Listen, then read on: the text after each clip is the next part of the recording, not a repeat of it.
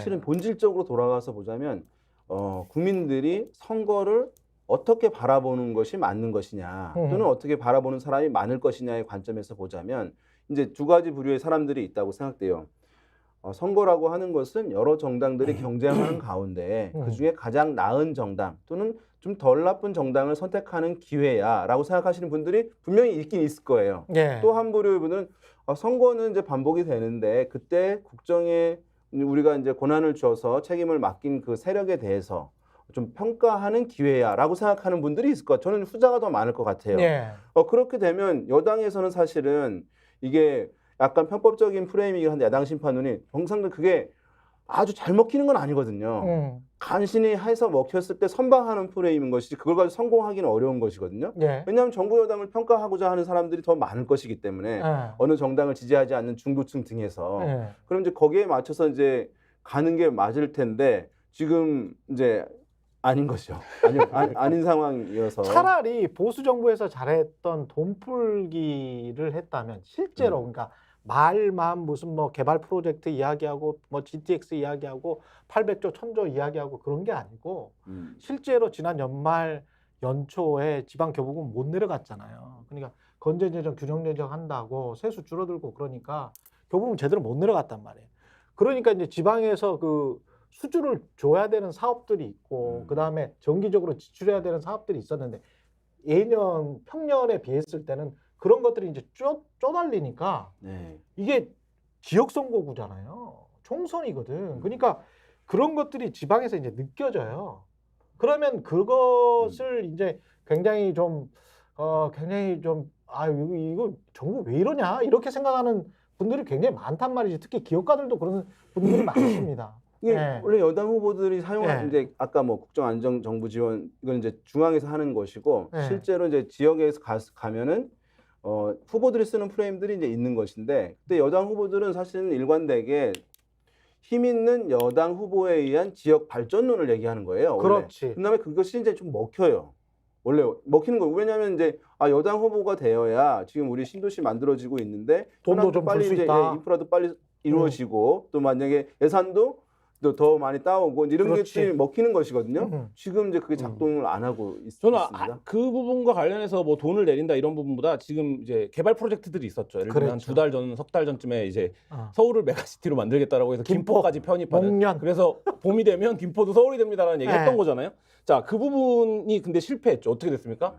완전히 실패했죠. 목련꽃은 지고 있어요. 지고 있습니다. 예, 피었다가. 그리고 예. 선거운동 개시하는 날 무슨 얘기했습니까? 국회를 세종시로 이전하고 한강벨트 쫙 개발하겠다, 서울 네. 개발하겠다 얘기했습니다. 그렇죠. 저는 최소한 이 얘기로 어느 정도 선거전을 끌고 갈 줄 알았어요. 근데 이거가 야당에서 반론하기도 전에 흐지부지 돼버렸습니다. 지금 이슈가 안 살아나요. 그러니까 전통적으로 그러네. 보면 여당 입장에서는 개발론을 더 그렇지. 지금 제가 언급을 안 해서 그렇지 지역마다 이게 다 있습니다. 근데 이 개발론들이 지금 안 먹힌다. 이 얘기고 그 얘기는 뭐냐면 이것도 윤석열 대통령으로 돌아가야 되는데 네. 20몇 차례 민생 토론을 하면서 지금 뭐 쓰겠다고 한 돈이 얼마냐? 1000조냐? 1500조냐? 뭐 이런 설왕설래들이 그렇지. 있는 상황이니까 사람들이 자꾸 건전재정인데 네. 돈을 없는 것 같은 돈을 안 쓰면서 네. 막 1500조 계획을 얘기해. 근데 또 여당 대표가 나와갖고 또 다시 서로 상치되는구나. 그렇죠. 그 부분인 거죠. 그러니까 이게 언론이 받아들이기에 1차 그러니까 정책을 발표하는 정책에 대해서 설득을 1차적으로 해야 되는 건 언론일 텐데 보수언론이나 경제지조차도 설득이 잘 안 되는 거예요. 잘 안 돼요. 네, 그러니까 그 부분이 있습니다. 그러니까 2008년에 사실은 뉴타운 개발로 그 이명박 정부 때 그 총선 전략으로 사실은 굉장히 잘 됐잖아요. 2008년 굉장히 잘 선거에서 됐거든. 네 예. 과반을 얻었죠. 한나라당이요. 그렇죠. 네 서울에서도 뭐 거의 싹쓸이를 했어요. 그렇지. 예. 근데 그게 이제 다 뉴타운 개발이었거든요. 뉴타운 개발 물론 이제 그 2008년 4월에 총선이었는데 2007년 12월에 이명박 후보가 당선이 됐죠. 그래서 이제 정권 시작과 동시에 총선이 치러진 것에다가 이제 대통령 후보 때부터 이어져 왔던 이제 4대강부터 해서 개발하려고 하는 그렇죠. 부분, 이제 서울 수도권에서는 뉴타운 때문에 사실은 그렇게 됐는데 그 이후의 선거에서는 사실 이제 기류가 서울 수도권에서 진보가 좀 두터워지는 양상들이 뭐 뚜렷하게 나타났는데 그때 좀 특이했습니다. 선거 공약으로서의 개발 전략도 예. 사실 닳고 다른 거라 이제 어느 정도 구체성이나 질감이 느껴져야 돼요. 그러니까 예를 들어서 2008년도에 뉴타운 같은 경우 내가 서울에 아파트가 생길 수도 있겠다라는 어떤 대중 심리를 자극하잖아요. 그리고 예. 2016년이나 20년에 등장했던 청년주택이라든지 임대주택도 내가 아파트에 살 수 없을 것 같은 경제적 수준인데 아파트에 살 수도 있겠는데 라고 하는 어떤 심리를 자극하는데 지금 국민의힘이 들고 나온 건 너무 투박해요. 예를 들면 한강변에 60층, 80층짜리 고층 빌딩이 쓴다고 그게 내 거가 될 거라는 생각이 안 들잖아요. 그렇지. 용적률을 올리는 그렇죠. 문제가 그러니까 지식산업센터를 대규모로 지방에 짓겠다. 아. 그게 나랑 구체적으로 나의 어떤 욕망과 어떻게 맞닿는 건지가 그러니까 부동산 가격이 너무 올라가. 그렇죠. 너무 올라서 그 지점도 있고. 네. 그러니까 그 지점에서 굉장히 투박합니다. 지금. 교육에서도 이제 이런 현상 방금 말씀하신 현상이 있는데요.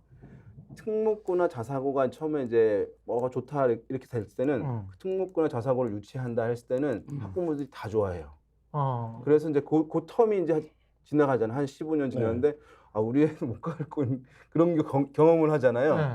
반응을 잘 알아요. 이제는 특목고나 이런. 그래서 방금 말씀하신 데 처음에 이거 막연한 기대가 형성될 때는 호응을 하는데 이제 용적률 올라간다 해서 내 집이 아니라고 하면 반응이 이제 크지 않을 근데 수밖에 없는 거죠. 실제로 사는 사람들은 세입자일 경우도 많거든. 맞아요. 제가 그 과거 이제 잠실 재건축 같은 경우에 그 쭉 한번 등기부등본을 한 3,000세대를 다 떼본 적이 있거든요.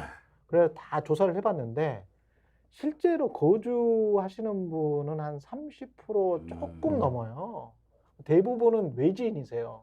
미국이나 뭐 전 세계 많죠. 국가에서 사시는 분들도 있고 지방에 사시는 분들도 있고 아니면 강남의 다른 지역에 사시는 분들도 있고 그래서 그 오래되고 헌 아파트들이 제대로 리모델링이 안 되고 안에 뭐 수도관도 안 고치고 하는 이유들이 소유주들이 안 살아서 그렇거든. 그러면 소유주들이 안 사고 세입자들이 살면 그 사람들은 누구야? 그 사람들은 거기에 유권자야. 네, 맞습니다. 그럼 그 사람들은 이해가 달라. 네. 이해가 달라. 그냥 여기서 싼 값에 오래 살면서 아이 교육 시키면 좋은 사람들이거든요. 그러니까 그 니드에 꼭 맞나. 개발 프로젝트에 꼭 맞나라고 살펴보면 한 30-40%는 전혀 다른 생각을 가지고 계신 분들이 거기에 거주하고 계신다. 그런 측면도 있는 것 같고. 캠페인에서는 원래 사실 이제 그거를 확인을 해서 네. 전략을 이제 짜긴 합니다. 잘하는 후보들은. 그렇죠. 이제 우리 동에 이제 아파트 단지들이 있는데 여기에 세입자가 자가자 비율과 이제 세입자 비율을 따져서 그렇죠. 이제 여기서 재산권을 지킵시다라고 가야 될지 아하. 세입자를 보호해야 갈지 그렇죠. 이걸 조절을 하는 것이 이제 정교한 캠페인이고 그렇게 그렇죠. 하는 후보들도 있는데 지금 사실은 그렇게 해야지. 막연하게 지금 다 이제 가고 있는 것이니까. 그렇지. 이제 약간 좀 캠페인 전략이 정교하지 않은 것 같아. 투박해요. 투박하고 이제 그거를 실제로 에드벌룬을 띄워서 뭔가 하려고 하는 의지는 있나 본데 이런 거라도 확인이 돼야 되는데 네. 지금 던져놓고 반응이 별로 안 좋으면 다음날 또 얘기를 안 해요. 이런 게 반복이기 때문에 신뢰감이 없죠. 원래 네. 뭐가 하나 이제 선거 기간에 이슈를 하나 내놓잖아요. 네. 그러면 그 다음날, 그 다음까지 연타 후속까지 준비되어서 강화, 그래서 그렇죠. 기대 형성 이렇게 가게 하는 그 프로세스를 갖고 접근을 하는 거예요. 그렇지, 원래는. 그래서 이제 그렇지. 그 하나의 이슈가 터지게 되면 최소한 4-5일은 가야 돼요. 아. 그래야지 효과가 있는 것인데 하루 이렇게 하고 하는 거는 그러네. 그게 준비가 안 되고 단발성으로 급박하게 이루어진다는 것이기 때문에 그 부분에서도 좀 약간 허둥지둥 뭐 이런 모습들이 있는 상황이다. 그래서 지금 약간 제가 봤을 때는 여권의 캠페인이 많이 이제 흐트러져 있는 상황입니다. 스픽스는 말하는 언론입니다. 대세는 유튜브, 그중에서 스픽스. 좋아요, 댓글, 구독, 알림 설정. 여러분이 저희를 사랑해 주시고 우리가 여러분을 사랑하는 4가지 방법입니다.